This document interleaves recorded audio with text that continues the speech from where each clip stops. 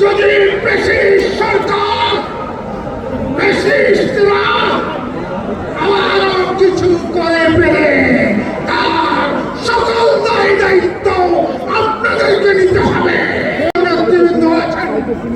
এবং যারা উপস্থিত হন নাই সকল দল মত নির্বিশেষে সকলকে বলবো ঐক্য থাকে, ঐক্যবদ্ধ হন, ঐক্যের বিকল্প কোন শক্তি নেই।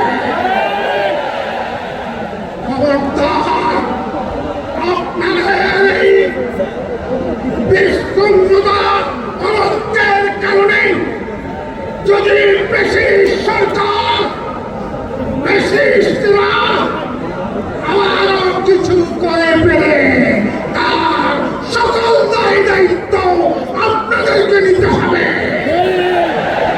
বক্তব্য রাখতে হলে বক্তব্য রাখবেন শালীনতা বজায় রেখে। ইসলামী শক্তিকে ঐক্যবদ্ধ থাকতে হবে।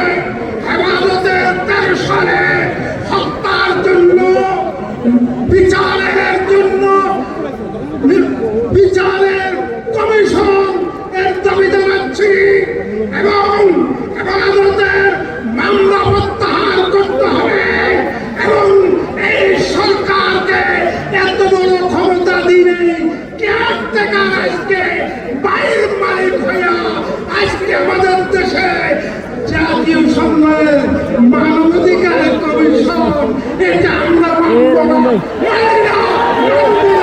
16 বছর কোথায় চিনে কাদায় কি করছে সেটার মধ্যে মানবাধিকার প্রতিষ্ঠা করতে পেরেছ। তাই মানবাধিকারের নামে কোন কোরআন সুন্নাহ বিরোধী কোন কর্মকাণ্ড এদেশে আমরা বরদাস্ত করব না। কাদিয়ানীকে রাষ্ট্রীয়ভাবে অমুসলিম ঘোষণা করতে হবে। কোরআন সুন্নাহ